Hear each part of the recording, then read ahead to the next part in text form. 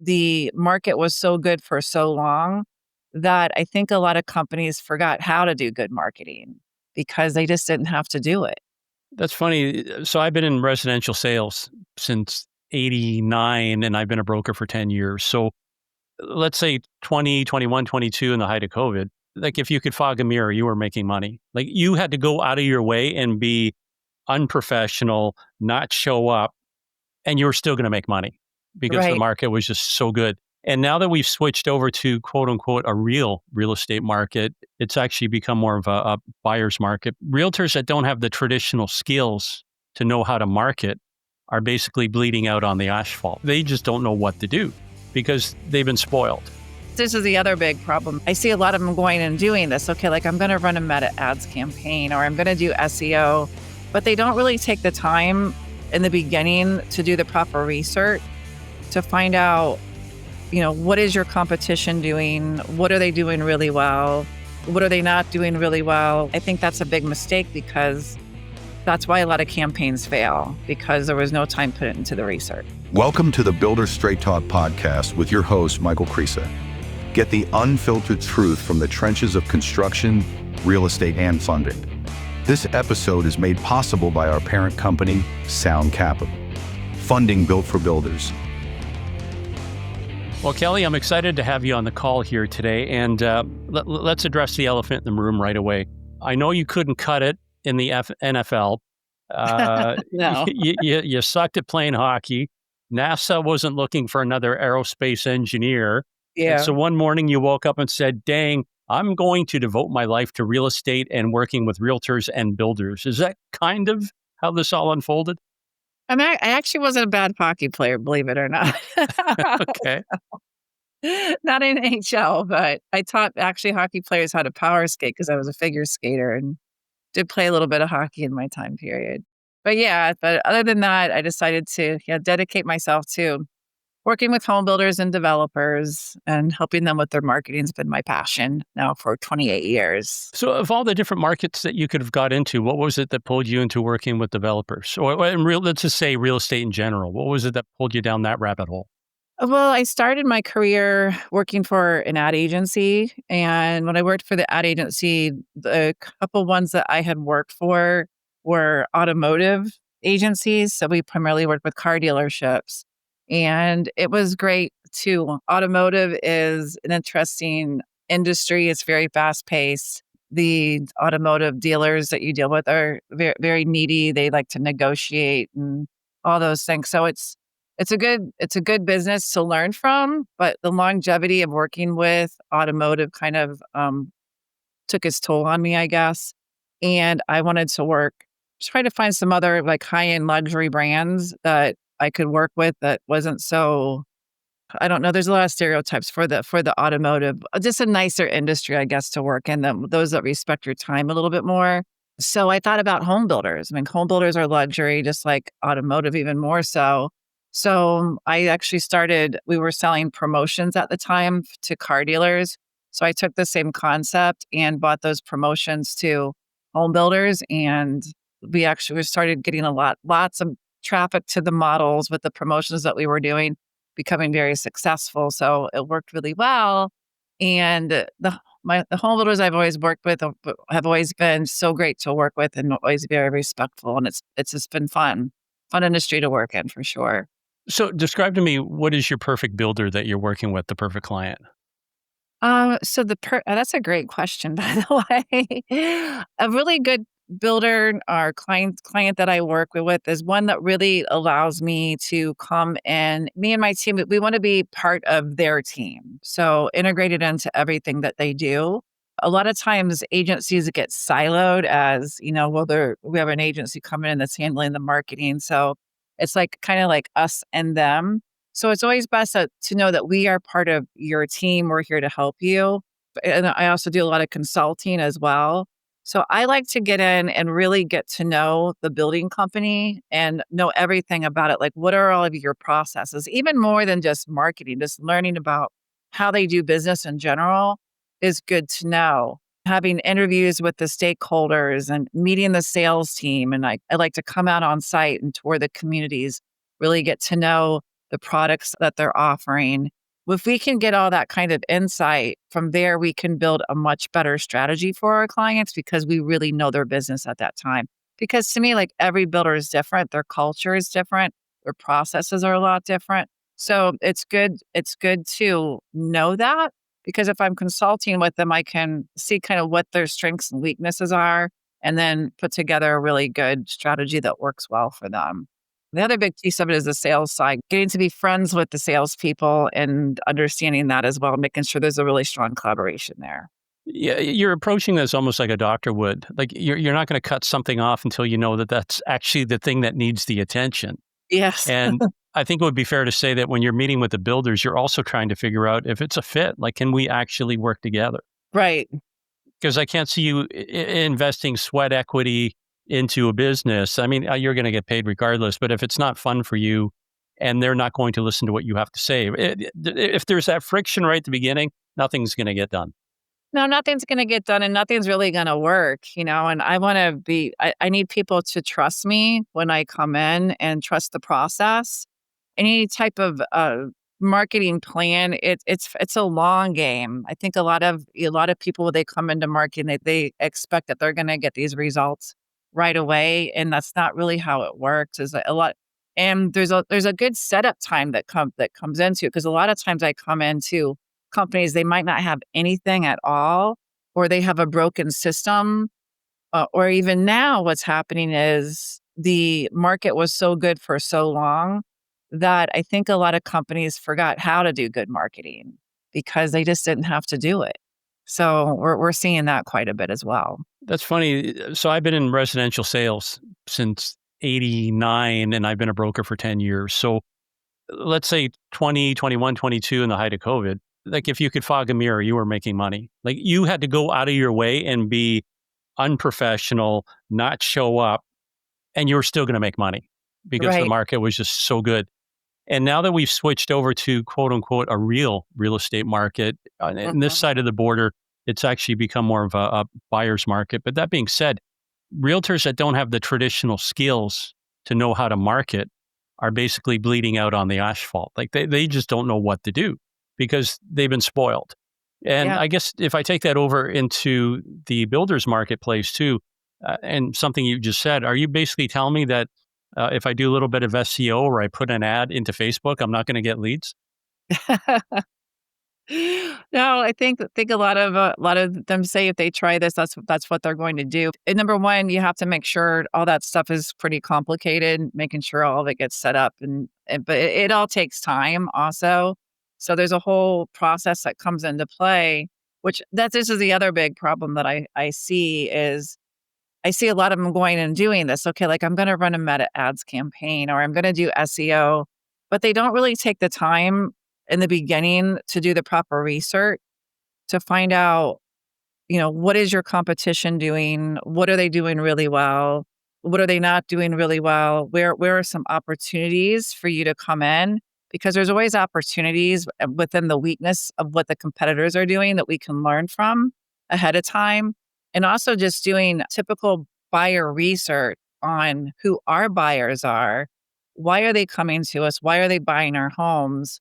What are some of the pain points that they were going through prior to finding us so we can help, future buyers with those pain points and really kind of define what that is by doing a lot of surveying and investigating and research. And then once that's done, I think you can put together a really good campaign. But a lot of us want to just jump right in there and get to it. And they miss that part of it. And that I think that's a big mistake because that's why a lot of campaigns fail because there was no time put into the research. Well, even at the beginning there, identifying I asked you who your avatar was, your perfect customer. The home Mhm. builder has to say the same thing because they're not building a home for all people. There's a certain price point they're looking for, a certain, is it a family, single home? I remember a builder in Arizona, Jim Lawler, a very successful builder in Arizona. He said, when we added, and nobody else wanted to do this, but we added a third garage to our properties. And the garage was big enough to accommodate a motor home or Mhm. a trailer, like a big fifth wheel. He Yeah. said those things were just flying off the shelf. Well, who knew? Well, he did, because he did his research and he realized that the predominance of people that were moving into his subdivisions were either empty nesters or they were snowbirds. This would be a secondary home or a retirement home. And for them, it was all about being able to get in their little well, not little, big honkin' RV and traveling the countryside. So, but without that tidbit, his homes would have been no different than his competition in terms of the hook of getting people to come in. Yeah, and that's the big thing is trying to find out what is that sweet spot there. Because what it back to my client avatar is also helping either small builders, developers, or regional ones. I help when they're ready to scale. Like I'm doing 100 homes a year now. I want to get to 300, or maybe they're doing 300. They want to get to 1,000. So that's when I can come in and help them figure these things out. But a lot of times they'll come into the market, or they're asked the pricing. It's all about price, product, those types of things. Are you even priced right for what your ideal client wants? Because I think in their head they might want to sell at a certain price, but there's a certain price that works, that's working right now. So doing that research and find out what is the area of entry where people are going to come in and start buying again, and taking the time to do that research. My one builder that's the most successful, that's what they do and that's why another reason why I love working with them is they price their homes correctly. So they're still selling compared to, well, we have to be, $100,000 more. And then they're seeing less traffic. But they found that this is like, if it's the $300,000 range is the range where people are actually buying our homes, because they were priced higher than that for a while, but they realized they weren't getting any bites there. So then they reworked a couple of their floor plans, and then they came in a little bit lower, and now their homes are selling great. And Well, they aren't having any problems making their goals of what they're trying to do. And it's also a lot easier to market when the product is priced correctly. so part of what you do you actually review the floor plans with the builders and try to help them make them more competitive, if I can use that word, competitive? No, I don't do floor plan reviews, but I do research Okay. where we can find out like in what range homes are selling in. And my deep research when I first start working there, like this is where homes are actually selling. So they can kind of take a look at that so they know if they need to make an adjustment or not. There's also some market research companies that specialize in that I might refer them to as well, so they can get that research done. And because that's everything right now, especially in this market, because there's a lot of people are sitting on the fence, and there's all of this thing about affordability. But if you just make a couple tweaks here and there, it can make all the difference in the world. Is it fair to say that the builders that are doing the ones that you said that are going from 100 to 200, like they're successful, they've been around, they've got their finger on the pulse, because they're not going to put a shovel in the ground unless they know what the return is going to be? I would think this falls into the camp of let's call it the one that's just starting out, making the build. Maybe it's a framer that says, you know what, we can be doing this ourselves. And they're starting their first couple homes, their first Hmm. couple specs. And I think, like any pioneer, they're the ones that are also catching all the arrows by trial and error. Yeah, I have a client right now, first time building, starting to build homes, and you have to go through a lot of learning curve. The first couple homes or the first community, there's a huge learning curve when it comes, because I think a lot of people realize that it's something that's really easy, but it's really not that easy to be a home builder.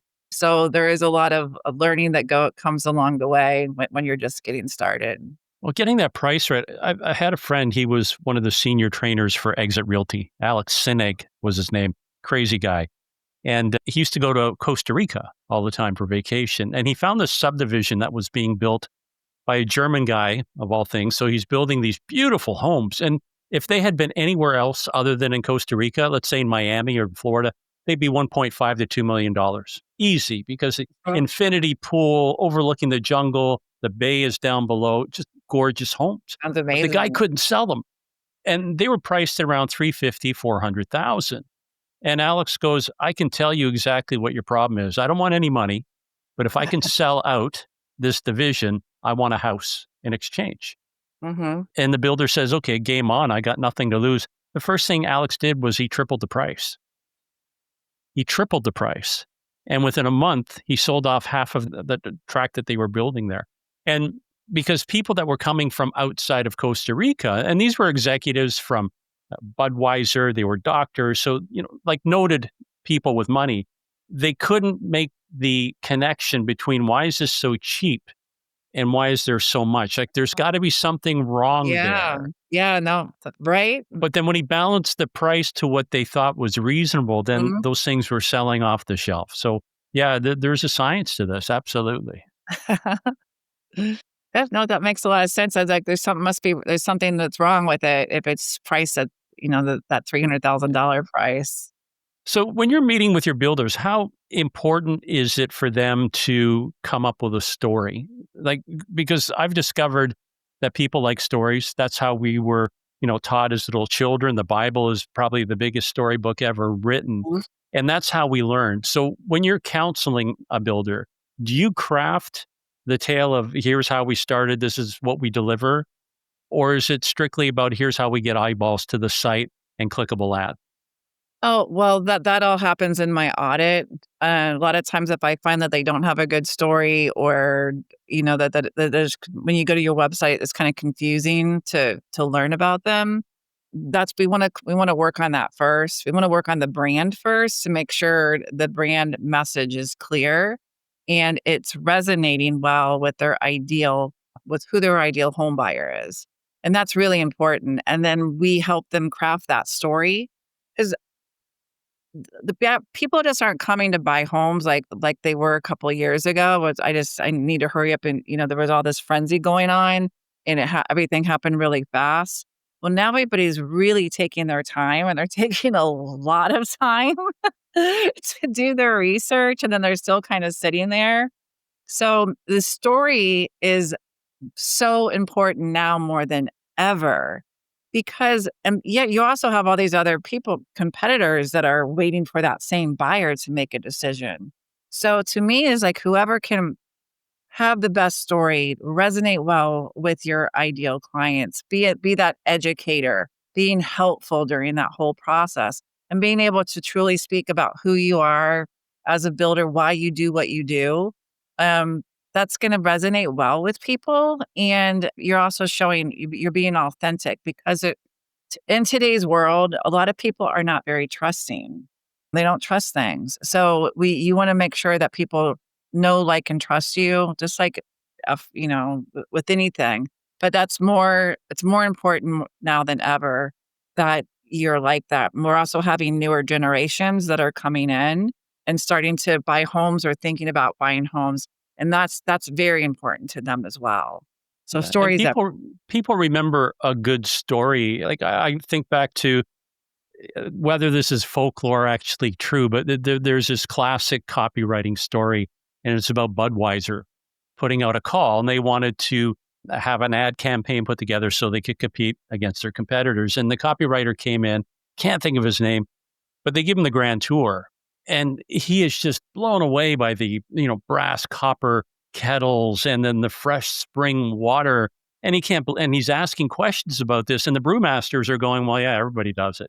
It's not a matter that everybody does it. No one outside of your four walls knows about it, right? So it's a matter of telling that story about your strengths that you don't even realize because you see them day to day. So let's talk is cheap. Let's actually use a case study. You did something for Pravada Homes, and the owner there had something to do with cigars.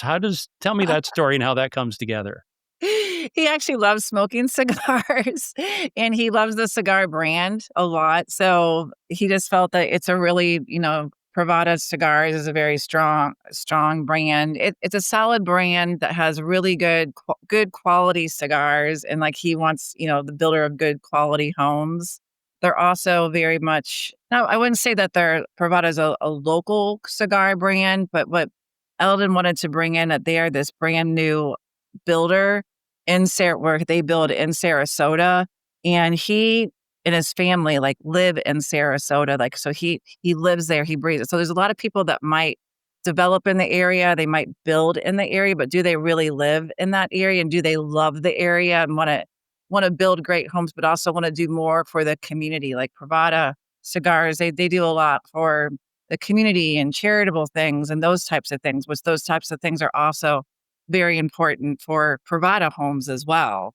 And their brand promise that they bring in as well, that we're going to take care of you and we're going to take care of the community around you.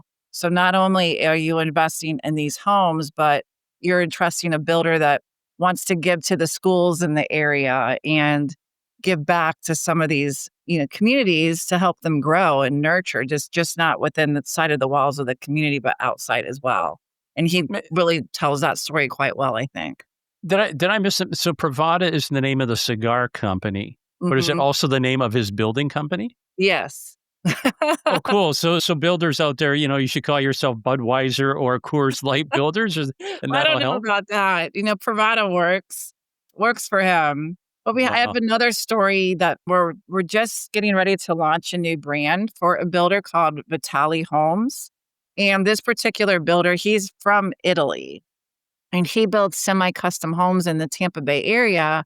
And I toured his models and everything. I looked at everything. I'm like, well, you're build beautiful homes. So, and you're from Italy. And he was talking about how he loves to get into like the architecture and like, so he's talking about all the nice finishings that he puts in the houses and the final touches and how he personally walks through and he has that Italian pride, when he walks through the home.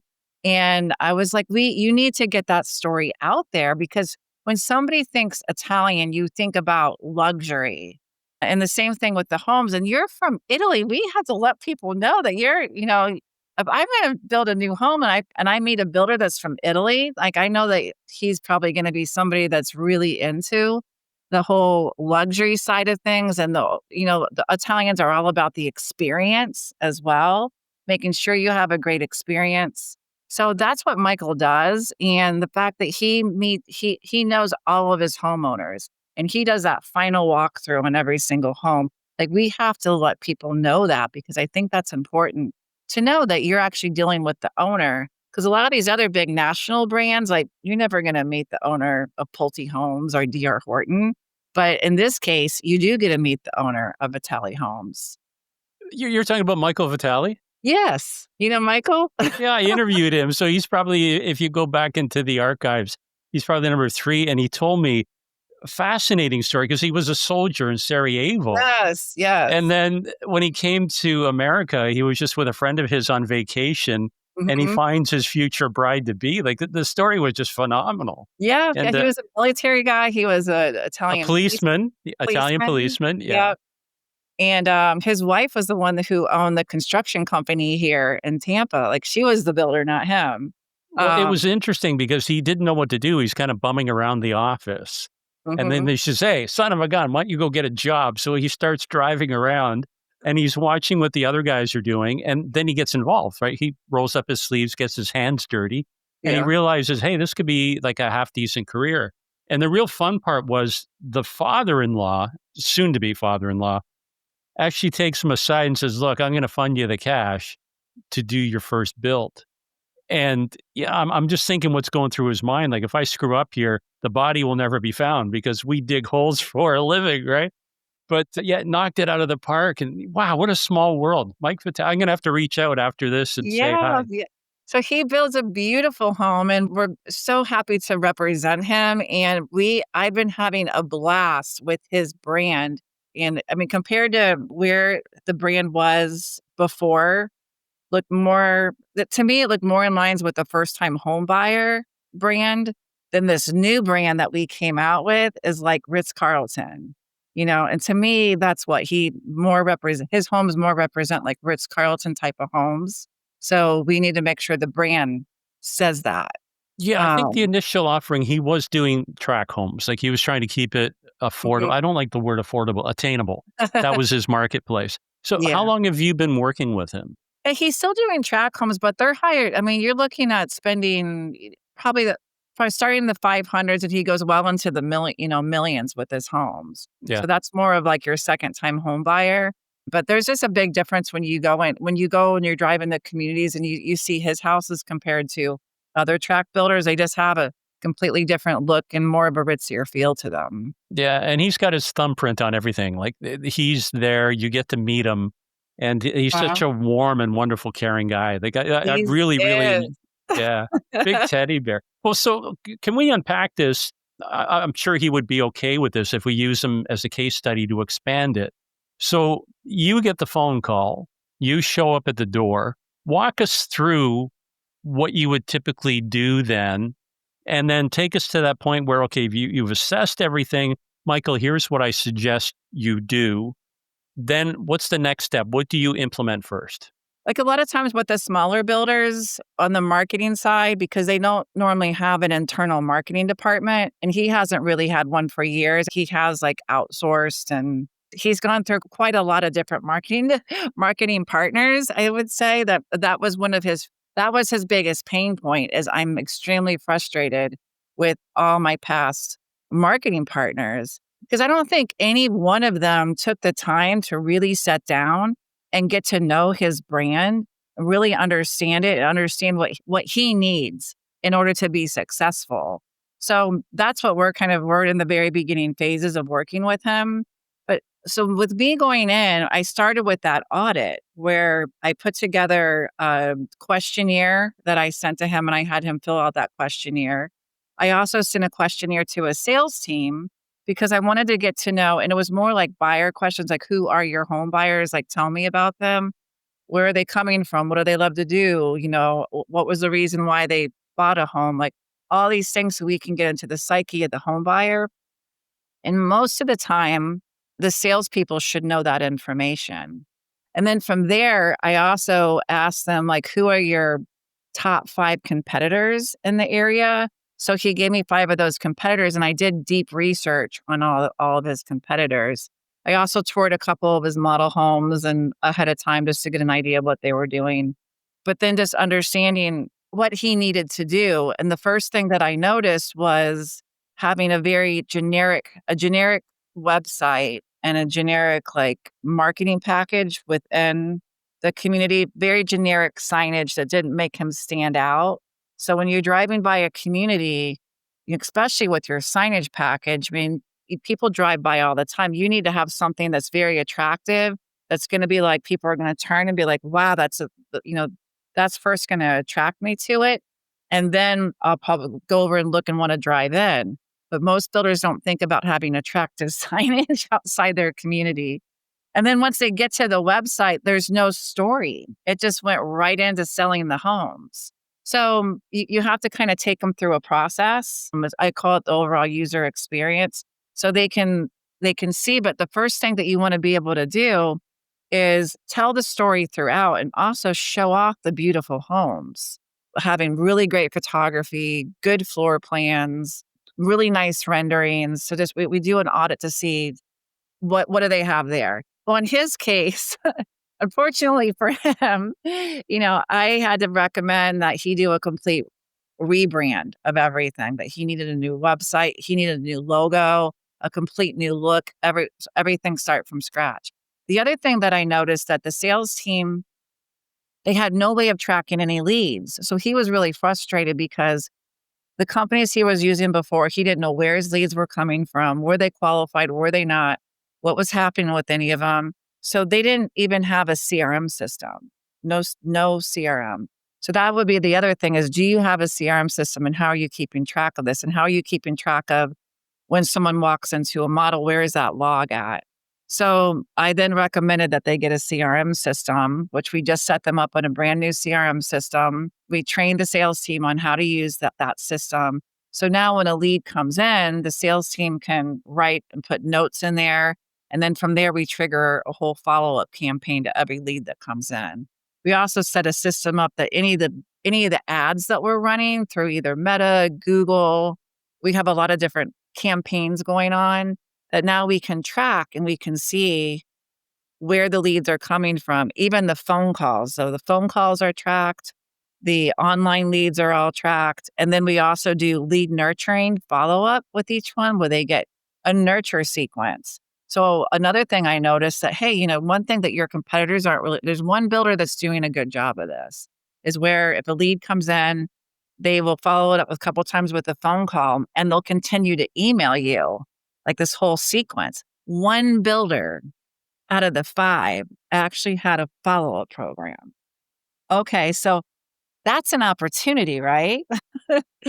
So if you have a good follow-up program, I think you're gonna be able to get more of you're gonna steal all these other leads. Now we just have to find a way that the one builder that's doing a really good job, which I think is his biggest pain point, is this other, I'm not gonna mention names, is this other builder.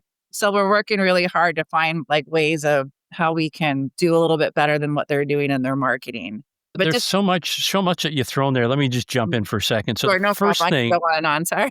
yeah, you and I both, I breathe through my ears. So the the big distinction is, Yes. and builders have to understand this, as do realtors.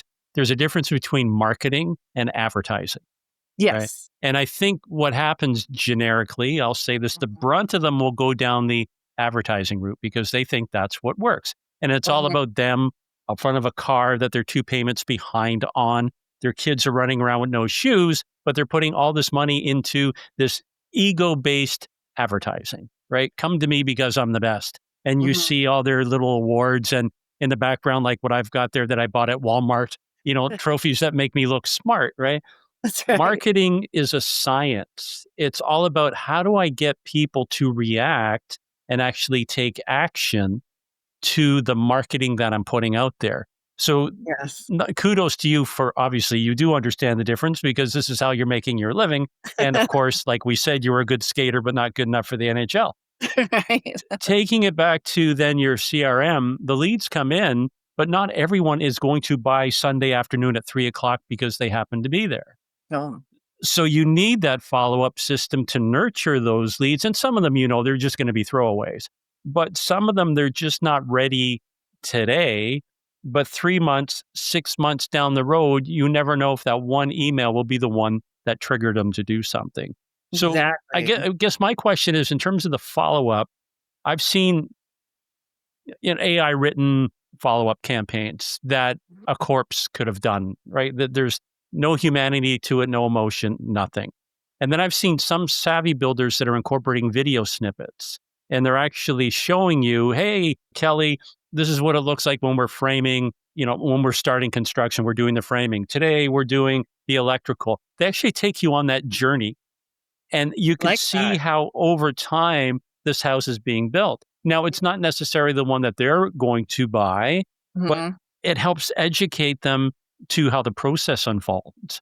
Yeah. And it's almost kind of exciting because they're getting TV delivered to their phones and they feel like, remember, we talked about the story, how important that is. They Yeah. feel like they're on that journey. And it's like, when's the story going to end? And we want to see that. So, are you incorporating anything like that in what you're doing? Video, I think, is really great. We haven't done as far as what we are incorporating something that I call downloadable guides, educational guides that will, and we also write articles. So this is our process basically. So it will walk people through, like, if you decide to build with us, this is the process that you're going to go through so people can learn what that looks like for them. But I love the idea of incorporating those videos. That's a really great idea. Yeah, I'll take Um, 10%. No, yeah, no. Oh my god, just start that. We do a lot of video marketing, but incorporating that in the lead nurturing is a great idea. We are helping our builders. You mentioned AI, and AI, there is definitely a place for it because one of the weakest links I think builders have is the fact that, and this is true with every builder, is the salespeople, they're not paper people, and they hate working in CRMs. They just wanna sell. To get them to do it, is always like, it's hard, but they have to do it. But if we can make it easier for the salespeople to be in there and utilizing it, I think they're gonna use it even more. But that's what's so great about AI now is once you come up with that brand story, and we have a whole brand voice now that we've created for Vitali Homes. The next step for him, because we're just finishing we're getting ready to launch his brand in September, so we're, like, 2 weeks away from launching. I will be able to go in and train an AI bot on everything Vitali Homes. So the AI bot can talk and use that voice, and so when we work in the CRM system. If somebody comes in and they start communicating, or maybe it's a cold lead that comes in, a cold lead is something that I called, like, an email only. A lot of times salespeople don't like to follow up with them because they're like, it's just an email, but it's just somebody that they're not ready to give you that information yet. They don't trust you. They need more info before they're going to tell you what kind of home they want and give you their phone number and set that call. So you need to nurture them a little bit more. And so if you train your bots on that, a bot can come in and like take that email and start getting that person to give them more information. And at the same time, can also set the appointment for you when they're ready. We have a bot that we've trained for another client in Springfield, Missouri, and they have a very, very talkative and personable bot that's on their website that sounds just like it's trained to speak the trendsetter language. And it sounds like it's when you're typing, and it's so communicative and it sounds like you're talking to a real person. So they do a really good job of it. But what's great is that they can just, the bot will be able to take it at least and making sure that that lead is being followed up on in case the salesperson misses it for whatever reason. So that way every lead's not missed, or they can answer the call when they're busy and then set a time. Say, Susie's showing a home right now, but she's available at 3:00. Can I put you on the calendar for 3? The person's like, yeah, okay, sure. So when she's done selling the home, she'll have another appointment to call somebody at 3 because the bot caught the call. If the bot didn't catch the call, who knows what would have happened to that person? Would she be able to get a hold of them afterwards? Like, who knows? You said they're trust and real people. And this Mhm. would be a good opportunity for me to do a plug for our parent company, which is Sound Capital. Yeah. And their business is they're a private fund. And for you builders that are listening right now, once you've been approved, that one thing that keeps you up at night is wondering if the money is actually going to come through, even though you've been approved. Sound actually locks that funding away. So you're guaranteed that money. So you don't have to stay up nights wondering, is that second advance going to come? Am I going to be able to build the trades? And their company is built on trust. And that's one of the reasons I'm doing this podcast with them. We've been working together for about past 6 months, and their corporate values align, and they're real people. So if you're interested about, making that next step to going maybe from 10 to 20 homes or 100 to 200, these guys know all about building. That's all they do. And it's even in the tagline that I like to tease them about. It's funding that's built for builders. So there's my little plug for Sound Capital. If you want to find out more, send me an email, michael@builderstraighttalk.com. There's no in there. It's michael@builderstraighttalk.com. Let's jump back into this, Kelly, using Michael Vitali again as an example. Yeah. His website, did you go at it and create what you would call the digital gateway or digital doorway, I think is that the term you use? Digital Doorway is a chapter in my new book. I have Future Proof Residential Marketing that goes really So detailed. first of all, tell me you're not impressed that I actually read the book. I am impressed that you read the book. And you remembered a chapter named Digital Doorways.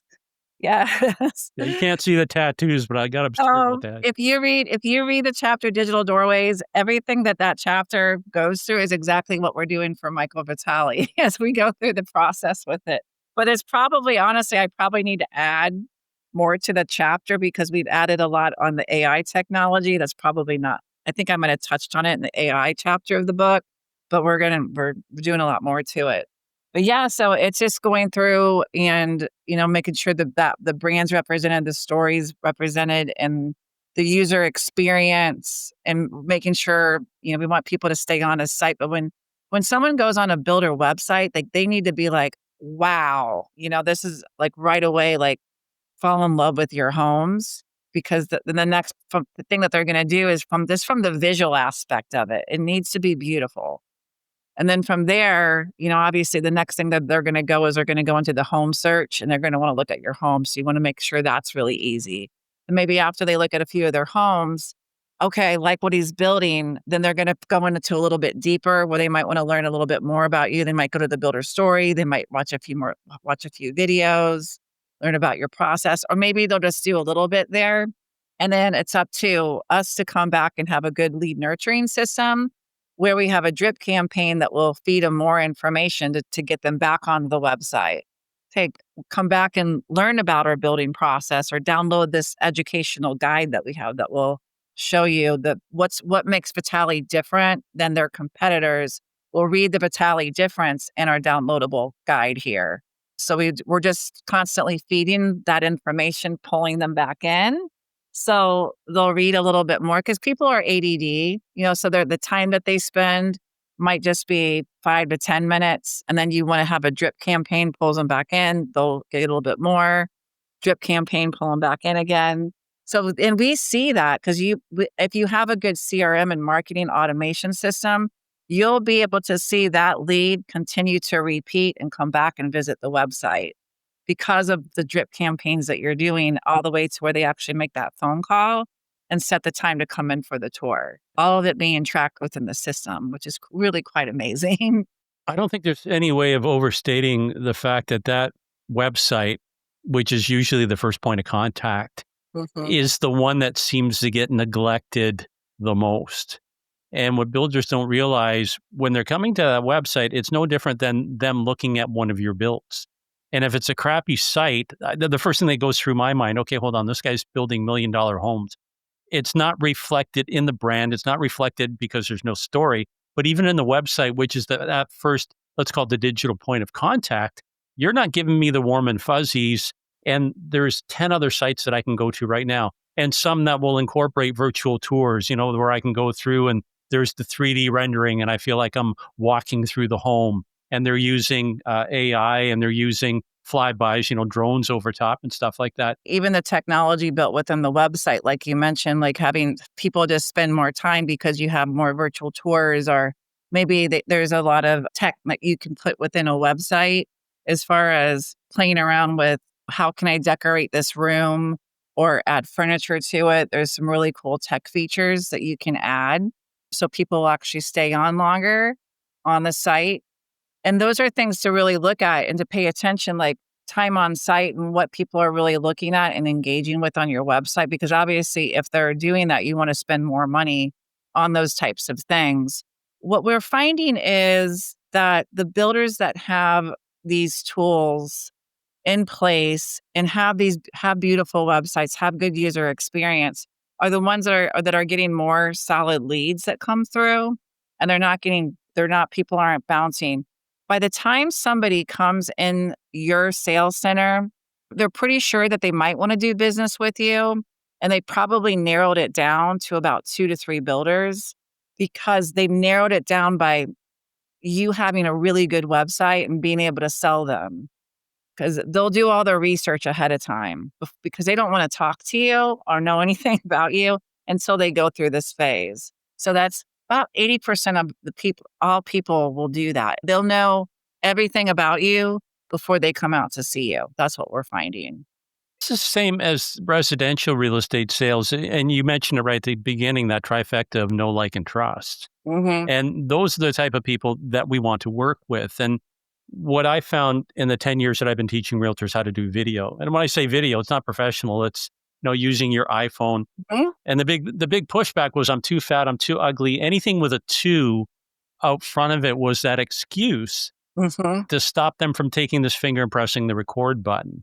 And the reality is, the more raw and real the video is, Yes. the more the public would relate to it, because when they see something that's polished, again, it goes back to that idea of the salesperson sitting on the car that they can't afford. It's probably not even his car anyways, but they've snapped the picture.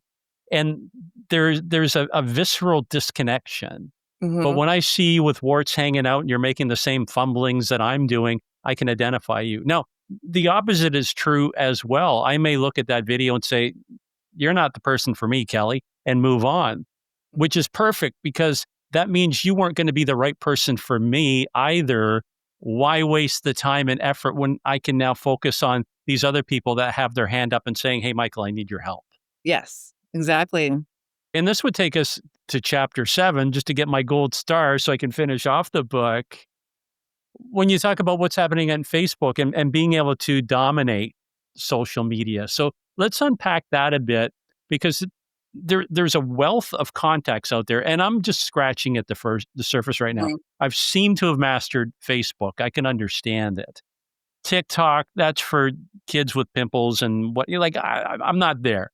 LinkedIn is the next frontier. And correct me if I'm wrong here. I think that's where builders can really have a tremendous impact, between Facebook and LinkedIn. And correct me if I'm wrong here. Mm, honestly, it depends. It depends on a lot of things. All the ones that you mentioned, it depends on your price point, where what you're selling and where you go. I think Meta itself, like Facebook, is really honestly geared more towards the retiree, hitting them. But if you wanna go to anybody that's under the age of 50, you should probably have a strategy where you're marketing on both TikTok and on Instagram. As the Facebook they might be on, but they're gonna be spending more time on those 2 as well. So you really have to do your research and figure those things out ahead of time. LinkedIn is more of the professional, and also if you're trying, I would say, like Michael, like his clientele, maybe the second time home buyer, people with a little bit more income, those types of things would be good for LinkedIn. Or if you're going after to try to hit more male buyers, LinkedIn would probably be a good place for that because they're not spending as much time on Facebook or Instagram. So a lot of times it's all about price point and really doing your research to find out where your buyers are spending the most time and then Yeah. putting your dollars there. Well, that's YouTube as well. Apparently 70% of the viewership on YouTube is males, right? So knowing that Yes. even Yeah. sets your marketing campaign apart because there's no point doing videos about kitchens and things that a woman would basically choose. For women, it's bathrooms and kitchens. For Yes. guys, it's all about the garage. Like you could really sell the home just based on the fact it's a 3-car garage with a bay or Yeah. something, right? And the house just comes along for the wife, but I'm living in the garage. Having a whole educational series on YouTube is a really smart thing to do Mm, because your competition's not there, first of all. Facebook and Instagram there's so much competition on those 2 social media sites, so it's really hard to compete a lot of times. But if you think about, most people utilize YouTube for things, and especially when they're looking, it's also acts as another search engine as well. Well, if you can offer those great YouTube videos on and be educational there, you can take those videos, you can send them out through your lead nurturing, you can put them on your website, you can put them in a lot of different places other than just YouTube. So how you can cross-reference those within a lot of different marketing is another great way to do that as well. When you go on YouTube and you watch like, there's a lot of really great realtors that utilize YouTube, and they do such a great job with it. And you can tell, and it's not really about the subscribers, but just go on, and if that realtor or builder has a ton of comments after all of their videos, and people that are asking buying questions, then you know that that's a really great channel. So I would say any more than, 50 to 100 questions, that's a pretty solid channel. And there's a lot of realtors that are doing really great with that and yeah, it's smart, in my it's kind opinion. of counterintuitive on YouTube. What I was teaching realtors is it's not about the home. And most of them will start off with, here's my new listing, 123 Anywhere Street. And then they disappear. And the camera's just rolling through with that porn music Oh, in the nice. back. Not that I know what that kind of music sounds like, but in my mind, that's what it would probably sound like. And then at the end, the realtor shows up again and says, thank you. And if you want more information, what they don't realize is that in every story, you have a hero. And Mhm. in this story, the hero is not the home, the hero is the realtor. Yes. And in your world, the hero would be the builder, like Mike Vitali would be the hero. And you have to take the audience, who's the prospective buyer, on that journey so they can get to know and like and trust Michael as he takes them through that journey. And I would really love to see that unfold with what you're doing with the marketing, like video clips of Michael at the scene, not the crime scene, but at a build and explaining just the subtleties of because it would really capture the nature of who he is, Yes. right? It's And funny I that think you that, mentioned funny that you mentioned that. We have a full content day scheduled with him on Thursday. oh, cool. I'm gonna be interviewing him, and we're gonna be going through a bunch of FAQs that we can utilize on YouTube and other places as well. So, I think that's really smart to be able to do that. You're right, they're not looking for the listings there. They wanna be able to trust who they're gonna hire during that time period, and I think the realtors that do a really good job are, like, I'm in Florida, right? There's a lot of different things going on in Florida. First of all, just even preparing your house for hurricane. Like we're in hurricane season right now. So that's a big topic. A lot of people are scared of certain areas because, oh my God, we had a really bad year last year. So just being really educational on that aspect of it as well, like how to be prepared. The next thing would be, there's been a lot of new regulations with condos. And if you were to purchase a condo with the HOAs, the HOA fees have gone up substantially for a lot of condo developments. So educating people on what they should be looking for in a condo and the things to watch out for with the new HOA regulations that have just been put in place. The other thing is the new real estate law, right? Between the buyer and the seller, agent and the commissions, that's just changed. But being the one that's actually there, instead of being afraid to talk about it, educate on it. And you're the realtor that I want to work with because now you made me understand all these things. Yeah. The concept is leading with the giving hand. Mm-hmm. So if I welcome you warmly and I'm giving you information, I'm not asking for anything in return. The Yes. psychology on your side is, oh man, Kelly was so nice. What can I do to repay that kindness? And that's the law of reciprocity. I mean, we're hardwired, not as a culture, but as a species to give back for something that in which we receive. So it's a very powerful trigger. Question, I just want to do a sidetrack here. When you go in, you've done your SWOT assessment, you're coming up with a battle plan, if you will. When you work with their sales team, do you find that generally is the sales team an in-house sales team? Like, I don't want to say employees, but in-house, they belong to the company. Or are they relying on a third party like a real estate franchise down the road to come in and do the sales for them? And is there an advantage one over the other? Oh, yeah, there's a big difference between the two.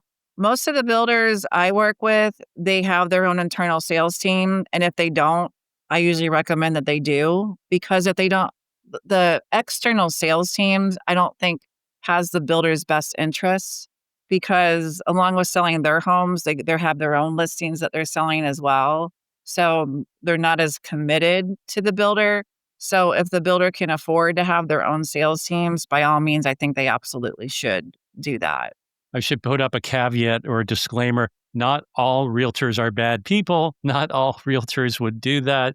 Do your due diligence before you hire your sales team. Yeah. There are some that are contracted just for that. And I think I come across that more so with the developers who are building multifamily, because they can't obviously have a full-time sales team if they're just building a condo development. So in that case, they'll pick a brokerage company in the area and they'll hire that brokerage company to come in and handle the sales and marketing. And which at that point it does make sense. And they would have one or two dedicated agents that are dedicated to that project. And that's all they do is sell the project until the project's sold out. And then they'll move on to another one. I think like in any relationship, and especially here in sales, it's all about setting the expectations so everybody knows what's expected of them. Here's what we want you to Mhm. do, right? Here's how you're going to be compensated, right? And this is how we as a company are going to be able to survive and actually pay you. So we're relying on you to be part of our team, not playing on the other side and just casually coming here because you've got a pulse and you think you're going to make money. So Yeah. I would say that that would be probably something wise of you to put together for builders that can't afford to have an internal team. Here are the questions that you should be asking. Yes, you're right. Perspective come, and you probably have that in place already. So I'm sounding foolish for even suggesting that. For marketing to work, the sales has to be, we have to get the sales piece right. And the two of them need to be working together. And I actually have another chapter dedicated to the whole sales and marketing collaboration and why that's important, and how a lot of times when you have those monthly meetings with your sales team, the marketing should be part of that, part of those meetings as well. They should never be siloed, because if they're siloed, you're not working together as a team. So we want to hear from sales, like what's working, what's not working on the marketing side, how we can do better.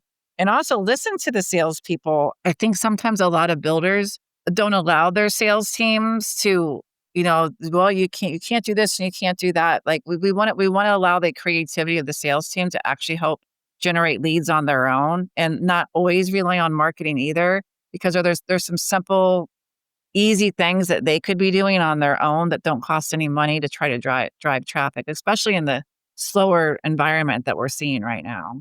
There's two words that you use there, working together. Well, that's not a word, that's a phrase. Working together and creativity, which sparked another opportunity for me to say something about Sound Capital, which Okay. is our mothership that makes this all possible, keeps the lights on, keeps my wife in clean socks and underwear, and allows us to do this podcast and talk to wonderful people like Kelly. And when I say working together, one of the options is when you work with a rep from Sound Capital, it's not like Mr. Drysdale from the Beverly Hillbillies, the quintessential banker that twirls his mustache. Sound actually comes in as your CFO. They will work with you as the third set of eyes if you want them to do this. It's no extra cost, but they'll evaluate the project. And this is kind of where some builders get stuck in the mud. They're so emotionally attached to the project that they don't see all the obstacles that are waiting for them behind the weeds. And when Sound comes in, they'll give you that valid assessment of this is what's great, this is what's not great. Maybe there's a different way to do this. And that thing about creativity, again, because this is a private fund, they're not under the same rules and regulations as the banks are. So they have more flexibility to work with the builders to, let's take it back to Mike Vitali, the nice Italian guy. He doesn't show up wearing something off the shelf. Mike is all about designer and it's custom for him. Yes. Sound Capital does exactly the same thing. They will custom a build program specifically for you and your needs. So again, it's funding built for builders. Kelly, let me ask you this question. We're kind of circling the airport right now. If I were to say, here's $500, right? Here's a schedule and here's a builder. You're basically acting as the builder. What would you do first to get that phone to ring or get your email box to light up with leads? What's the first thing that you would do? How would you build that? Maybe not first thing. Give me like 3 or 4 steps that you would implement right away to generate new leads. To generate new leads, I would create a Google Ads campaign for them right off the bat. That's what we usually do because even if we see, that the website might need work, a lot of times we come in with, well, there's a lot of problems that need to be fixed, but that's a short-term solution that you can do. We create custom landing pages to drive traffic to those landing pages and develop leads because when somebody is in the market for a home, what's the first thing that they're going to do? They're going to search homes in New Tampa, homes in South Tampa, for example, the Tampa market. Okay, let me jump in. Define what a landing page is, just in case somebody doesn't know what it is. So a landing page is a page that will map the promotion of whatever you're marketing to via Google Ads, for example. So like, for example, a lot of builders are marketing these mortgage campaigns, like buy down campaigns where we're going to buy down your mortgage to help you for the next couple of years until interest rates hopefully go down at some point. So that's a big thing that we're doing.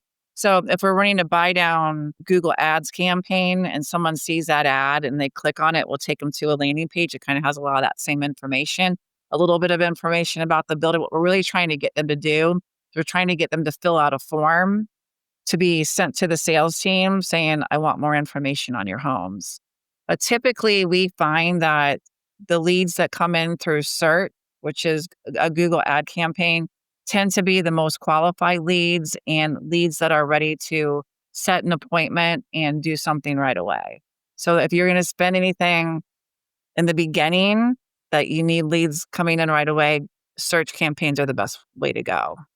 Okay, so if I hear that correctly, so there's a continuity between, let's say, the attention-grabbing headline that motivates them to click, that will then take them to a landing page. That landing page will give them information, but not all the information because it's like dangling the carrot. If you want the 7 things you need to know about HOAs or whatever, here are 3. If you want the other 4, you have to put in your name and email address, and then it's automatically delivered to them. And then me as the builder, I've captured a lead. Yes. This is where that CRM comes in that you were talking about. Then magically the CRM comes in and starts sending out sequential emails to them. Yeah, we either set the ads up where it's a form fill or a click to call because some people want to call. We actually find, especially with search ads, it's interesting. More people will call than fill out a form. So with the click to call, we do track that call and we record it as well to see how good the lead was. So those work really well. And they're called location based ads also because people are searching for. When I search, I kind of have an idea of where I want to buy that home at. So I'm going to be looking at luxury homes in St. Pete. So that's the area I want to move in. So you want your ad to pop up in those areas. So wherever you're building those locations, the search campaign should have those keywords in it and include the city name of the location of where you're building. So your ad will Excellent. pop up. Kelly, this has been a lot of fun. I've got one last question for you. And you're a savvy marketer. I've seen you on YouTube. You've been interviewed. You're a pro. So you know your way in the ins and outs around the microphone. What's that one question that you have never been asked, but you've been dying for somebody to say, Kelly, and they ask you that question? What's that one question that you've never been asked, but you wish that somebody would actually put it on the table? One question that nobody's asked that I wish they would ask. That's a good question. I never thought about that before. I think the one question would be, what's one of the number one tactics I can be utilizing to drive the most traffic in today's Nah, market? wrong answer. Too cliche. Give me something better. Come on. I'd get that from the shopping girl at Safeway. Come on, something deeper, Kelly. Something deeper. You should let me know that in advance so I would have one for you. Gosh, I've heard the questions like, what are some of the biggest challenges that you see? We've kind of gone through all that. I mean, I don't have one at the top of my head right now. Okay, I think we've teed this up for part number 2, Kelly. Yeah, I need to really think about the one question that I wish somebody would ask. And when I think about it, I'll text you, like, I thought about it now. Yeah, you're going to wake up in bed screaming out this question. I should have said Dang it, this. Michael Krisa, yeah, and Sound Capital and everything you I have guys to be do. prepared for a question like that. One last thing For a before we like go. that. Kelly, is there anything that we missed that you would want to cover? Anything you No, want to I add? think we touched on a lot. I think that with any builders and realtors that are listening to this, I think they should have got quite a bit out of that. And if not, you can buy my book because it's 15 chapters where I give it all about all different ideas of things that you can do to make sales in a slower market. All right. Any links that you want them to go to where they can find out more about Kelly? Yes. So there'll be links. You can go to my website, which is I have a couple different company websites. CEA Marketing. That is my advertising and digital company called CE Marketing. We've been in business for 28 years. CEAmarketing.com. I also own a content creation studio as well, where we do video, social media, and podcasting at my studio. Those that are interested in that, Second Soul Studios, second, and then SOL studios.com. If you're interested in having a company help you with content creation. And then and I also do a lot of builders bring me in for consulting where I first start as a consultant. And that's when I come in, I do that deep research and help you put together that solid plan that you need, which I highly, highly recommend that. You can reach me at Kelly at ceamarketing.com. That's my email. But I also have a consulting website called kellyprimoconsulting.com. Where on there I have many podcasts that talk a lot more about what we discussed today. I have a link to my book where you can buy that on the Kelly Primeau Consulting as well. And then there's also links to where I offer workshops for your marketing team. They can sign up for, I do a lot of AI training and just training with marketing departments and teams on how to better market in a slower time, because you'd be surprised.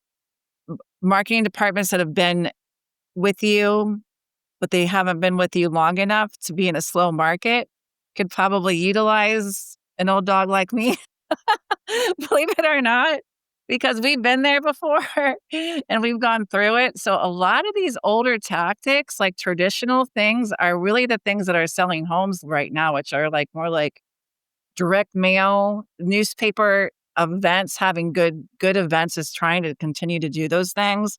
I think I have a lot of great resources and ideas when it comes to that you might not be thinking of, that you should be putting your resources towards. It's crazy. Old school has come back. Print marketing, postcards, all that stuff is working again. I don't know if I like the image between old dog and newspaper because that conjures up not a good picture.